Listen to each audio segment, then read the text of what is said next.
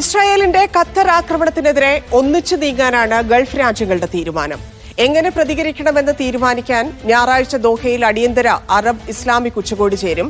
അത് ദോഹയിൽ തന്നെ നടത്താനുള്ള തീരുമാനമാണ് എടുത്തിരിക്കുന്നത്. ആക്രമണം നടന്നത് ദോഹയിലായതുകൊണ്ട് അവിടെ തന്നെ ഇതുമായി ബന്ധപ്പെട്ടുള്ള കാര്യങ്ങൾ തീരുമാനിക്കാമെന്ന തീരുമാനത്തിലേക്ക് അറബ് ഇസ്ലാമിക് ഉച്ചകോടി പ്രതിനിധികൾ എത്തിയിരിക്കുന്നു എന്നുള്ളതാണ്. എന്തായാലും ഇതിന് മുന്നോടിയായിട്ട് ഞായറാഴ്ച അറബ് രാഷ്ട്രങ്ങളിലെ വിദേശകാര്യ മന്ത്രിമാർ പ്രത്യേകം യോഗം ചേരുന്നുണ്ട്. നമുക്കറിയാം, ഇന്നലെ മുതൽ UAE പ്രസിഡന്റ് ഉൾപ്പെടെയുള്ള ആളുകളെല്ലാം അങ്ങോട്ട് എത്തിച്ചേരുന്നുണ്ട്. ഇന്നിപ്പോൾ പാകിസ്ഥാന്റെ പ്രസിഡന്റ് അങ്ങോട്ട് എത്തിയിട്ടുണ്ട്. അങ്ങനെ എല്ലാ രാജ്യങ്ങളിൽ നിന്നുമുള്ള ഒരു സപ്പോർട്ട് ഇല്ലെങ്കിൽ ഇതുമായി ബന്ധപ്പെട്ട് ഇതിനെ അപലപിക്കുന്ന രീതിയിലുള്ള പ്രതികരണങ്ങൾ രാജ്യങ്ങളിൽ നിന്നുണ്ടാകുന്നു. യൂറോപ്യൻ രാജ്യങ്ങളിൽ ഉൾപ്പെടെയുള്ളവർ ഇതുമായി ബന്ധപ്പെട്ട് ഈ സംഭവത്തെ അപലപിക്കുന്നു, അവർക്കുള്ള ഖത്തറിനുള്ള സപ്പോർട്ട് വ്യക്തമാക്കുന്നു. അങ്ങനെ പ്രതികരണങ്ങൾ വന്നുകൊണ്ടിരിക്കുന്ന ഒരു സാഹചര്യത്തിൽ കൂടിയാണ് ഈ യോഗം ചേരാൻ തീരുമാനിച്ചിരിക്കുന്നത്. വിദേശകാര്യ മന്ത്രിമാർ മാത്രമായിരിക്കും ഈ പ്രത്യേക യോഗത്തിൽ പങ്കെടുക്കുക. അതിനുശേഷമായിരിക്കും ഇവരുടെ സമ്മിറ്റ് നടക്കുക എന്നാണ് മനസ്സിലാക്കുന്നത്. ഹമാസ് നേതാക്കളെ പുറത്താക്കിയില്ലെങ്കിൽ ഖത്തറിൽ വീണ്ടും ആക്രമണം നടത്താൻ മടിക്കില്ല എന്ന് ഇസ്രായേൽ പ്രധാനമന്ത്രി ബെന്യാമിൻ നെതന്യാഹു ഇന്ന് മറ്റൊരു പ്രസ്താവന കൂടി നടത്തി. അപ്പോൾ ആ പ്രസ്താവനയുമായി ബന്ധപ്പെട്ട്, അതായത് കഴിഞ്ഞ ദിവസമാണ് ഒരു ആക്രമണം നടത്തിയത്. ഇത്രയധികം പ്രതിഷേധങ്ങൾ ലോകരാജ്യങ്ങളിലെല്ലാം ഉയർന്നിട്ടും ഇത്രയധികം ആളുകൾ ഇസ്രായേലിനെ ഒറ്റപ്പെടുത്തിയിട്ടും ഇല്ലെങ്കിൽ നെതന്യാഹുവിന്റെ ഈ രീതിയെ എതിർത്തിട്ടും അതിനെതിരായി ഇന്ത്യ ഉൾപ്പെടെ പ്രതികരിച്ചു എന്നുള്ളതാണ്. ഇന്ത്യ ഉൾപ്പെടെ ഖത്തറിന് ഐക്യദാർഢ്യം പ്രഖ്യാപിച്ചുകൊണ്ട് ഇസ്രായേലിന്റെ പേര് പറഞ്ഞില്ലെങ്കിൽ പോലും ഇന്ത്യ നടന്നത് മോശമായി പോയി എന്നുള്ള രീതിയിൽ ഇന്ത്യ വരെ പ്രതികരിച്ച സാഹചര്യത്തിലാണ് വീണ്ടും ബെന്യാമിൻ നെതന്യാഹു പറയുന്നത് വേണമെങ്കിൽ ഇനിയും ആക്രമിക്കും ഖത്തറിനെ എന്ന് പറയുന്നത്. അപ്പം ഈ ഖത്തർ ഈ വിഷയത്തിൽ നെതന്യാഹുവിന്റെ വീണ്ടും ഉണ്ടായ ഈ ഒരു പ്രകോപനത്തിൽ അതിശക്തമായ ഭാഷയിൽ തന്നെയാണ് പ്രതികരിച്ചിരിക്കുന്നത്. ആ പ്രസ്താവന രാജ്യത്തിന്റെ പരമാധികാരത്തോടുള്ള വെല്ലുവിളിയാണെന്നും ഹമാസിന്റെ ഓഫീസ് ഇവിടെ പ്രവർത്തിക്കുന്നു എന്നുള്ളത് നെതന്യാഹുവിന് അറിയാത്ത കാര്യമാണോ എന്നൊക്കെയാണ് ഖത്തർ ചോദിക്കുന്നത്. ഹമാസ് സംഘത്തിന് ഖത്തർ രഹസ്യ ഇടം കൊടുത്തു എന്ന ഇസ്രായേൽ പ്രധാനമന്ത്രിയുടെ ആ പ്രസ്താവന ആക്രമണത്തെ ന്യായീകരിക്കാനാണ് എന്നാണ് വിദേശകാര്യ മന്ത്രാലയം കുറ്റപ്പെടുത്തുന്നത്. സ്വാഭാവികമായിട്ടും അതങ്ങനെ തന്നെയാണ്. കാരണം ഇസ്രായേലിന് അറിയാത്തതല്ല, ഇസ്രായേലിന് അവിടെ ഹമാസ് ഓഫീസ് ഇല്ലെങ്കിൽ ഈ ആക്രമണം നടത്തണമെങ്കിൽ തന്നെ ആ കാര്യം അറിയണമല്ലോ. അപ്പോൾ സ്വാഭാവികമായിട്ടും അത് ഇതിനെ ലഘൂകരിക്കുക, ഈ ആക്രമണത്തെ ചെറുതായി കാണിക്കാൻ വേണ്ടി ഹമാസിനെ ഖത്തർ സംരക്ഷിച്ചു എന്നുള്ള രീതിയിലേക്ക് കാര്യങ്ങൾ എത്തിക്കാൻ വേണ്ടിയുള്ള ഒരു കുറ്റപ്പെടുത്തലായി മാത്രമാണ് അതിനെ ഖത്തർ കാണുന്നത്. ഒപ്പം തന്നെ ഇസ്രായേലിനെ പ്രാദേശിക തലത്തിൽ ഒന്നിച്ച് തിരിച്ചടി നൽകണം എന്നുള്ളൊരു തീരുമാനത്തിലേക്ക് ഖത്തർ എത്തുന്നു. ഇല്ലെങ്കിൽ ഖത്തർ പ്രതീക്ഷിക്കുന്നത് അങ്ങനെയാണ്. ഖത്തർ പ്രധാനമന്ത്രി CNN നൽകിയ, അതായത് US ചാനലിൽ നൽകിയ ഒരു അഭിമുഖത്തിലാണ് ഇക്കാര്യങ്ങൾ പറയുന്നുള്ളത്. ദോഹ ആക്രമണവുമായി ബന്ധപ്പെട്ട് ഇപ്പോൾ എന്തൊക്കെ ചർച്ചകളാണ് നടക്കുന്നത്, ഇല്ലെങ്കിൽ ഈ സംഭവങ്ങളൊക്കെയാണ് ഇപ്പോൾ നടക്കുന്നത്, ഇതിനപ്പുറത്തേക്ക് എന്തൊക്കെ കാര്യങ്ങളിലേക്കാണ് നീങ്ങുന്നത് കാര്യങ്ങൾ എന്നുള്ളത് അറിയണം.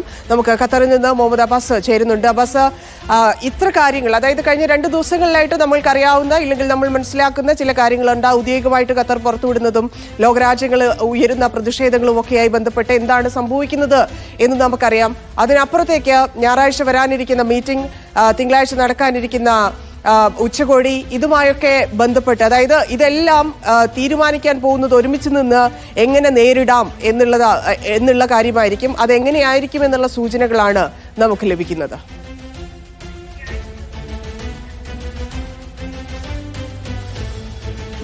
ഖത്തറിനെ സംബന്ധിച്ചിടത്തോളം ഖത്തറിന്റെ കയ്യിലുള്ള ഏറ്റവും വലിയ ഒരു പവർ എന്ന് പറയുന്നത് അവരുടെ ഡിപ്ലോമാറ്റിക് ടൂളാണ്.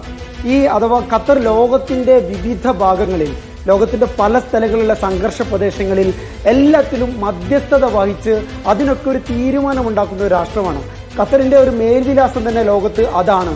നമുക്കറിയാം, യുക്രൈൻ യുദ്ധത്തിൽ റഷ്യക്കും യുക്രൈനും ഇടയിൽ, അതുപോലെ നിലവിൽ ആഫ്രിക്കയിലെ ഒരുപാട് രാഷ്ട്രങ്ങൾക്കിടയിൽ, ഇങ്ങനെ പല രാഷ്ട്രങ്ങൾക്കിടയിലും നയതന്ത്രപരമായി ഇടപെട്ട് അതിനൊരു അനുരഞ്ജനത്തിൻ്റെ, ഒരു സമാധാനത്തിൻ്റെ ഒരു സ്വഭാവം കൊണ്ടുവരുന്ന, ഒരു സമാധാനത്തിൻ്റെ സന്ദേശം മാത്രം ലോകത്തിന് പകർന്നു കൊടുക്കുന്ന ഒരു രാഷ്ട്രമാണ്. ഒരു സോഫ്റ്റ് പവറാണ് ഈ ഖത്തറിൻ്റെ പവറിൽ. കയ്യിലുള്ള ഒരു പവർ അവരുടെ ഡിപ്ലോമാറ്റിക് ടൂളാണ്. ഈ ഡിപ്ലോമാറ്റിക് ടൂൾ ഉപയോഗിച്ചിട്ടാണ് ഇസ്രായേൽ നടത്തിയ കിരാതമായ ഈ ആക്രമണത്തിനെതിരെ ഖത്തർ മേഖലയിലെ രാഷ്ട്രങ്ങളുമായി ഒരുമിച്ച് ചേർന്ന് നിന്നുകൊണ്ട് ഒരു നടപടിക്ക്, ഒരു നീക്കത്തിന് ശ്രമിക്കുന്നത് എന്നാണ് നമ്മൾ മനസ്സിലാക്കുന്നത്. അതിന് പ്രധാനപ്പെട്ട ഒരു കാര്യം, ഈ ഖത്തറിന് നേരെയുള്ള ആക്രമണം ഉണ്ടായ ഉടൻ തന്നെ ഈ അടുത്തുള്ള GCC-യിലെ എല്ലാ രാഷ്ട്രങ്ങളും UAE, അതുപോലെ സൗദി, ഒമാൻ, ബഹ്റൈൻ, കുവൈത്ത്, ഇങ്ങനെ എല്ലാ രാഷ്ട്രങ്ങളും കൂടാതെ അതിനപ്പുറത്തുള്ള മറ്റ് അറബ് രാഷ്ട്രങ്ങളെല്ലാവരും ഇവരെ ഖത്തർ നേതൃത്വവുമായി ബന്ധപ്പെട്ടു എന്ന് മാത്രമല്ല ഉന്നതതല സംഘങ്ങൾ ഇവിടെ എത്തി, ഷെയ്ഖ് മുഹമ്മദ് അടക്കമുള്ള ആളുകൾ ഇവിടെ എത്തി. ഇവരൊക്കെ സംസാരിക്കുന്നത് ഖത്തറിന് ഐക്യദാർഢ്യം അറിയിക്കുക മാത്രമല്ല ഏത് ഇങ്ങനെ ഒരു ലോകത്ത് സമാധാനത്തിന് വേണ്ടി മാത്രം നിലകൊള്ളുന്ന ഒരു രാഷ്ട്രത്തിനെതിരെ ആക്രമണം നടക്കുന്നത് എങ്ങനെ പൊറുപ്പിക്കാനാകും എന്നതാണ് ഇവരുടെയൊക്കെ ചോദ്യം എന്നുള്ളത്. അപ്പം അതുകൊണ്ട് തന്നെ എങ്ങനെ മുന്നോട്ട് പോകും, ഒന്നിച്ച് ഇസ്രായേലിനെതിരെ എങ്ങനെ മുന്നോട്ട് പോകാം എന്നതിനെ കുറിച്ചിട്ടുള്ള ഒരു ആലോചനയാണ് നടക്കുന്നത്. ഈ ആക്രമണം നടന്ന ദിവസം വിളിച്ചു ചേർത്ത അസാധാരണമായ വാർത്താ സമ്മേളനത്തിൽ ഖത്തർ പ്രധാനമന്ത്രി പറഞ്ഞതും അത് തന്നെയാണ്. ഈ ശാക്തികമായി ഞങ്ങൾ ഇവിടെയുള്ള മധ്യേഷ്യയിലെ പശ്ചിമേഷ്യയിലെ രാഷ്ട്രങ്ങളെ സംഘടിപ്പിച്ച് ഏത് തരത്തിലാണ് എങ്ങനെയാണ് നമ്മൾ മുന്നോട്ട് പോകേണ്ടത് എന്ന് ആലോചിക്കുമെന്ന് അദ്ദേഹം പറയുന്നുണ്ട്. അതിൻ്റെ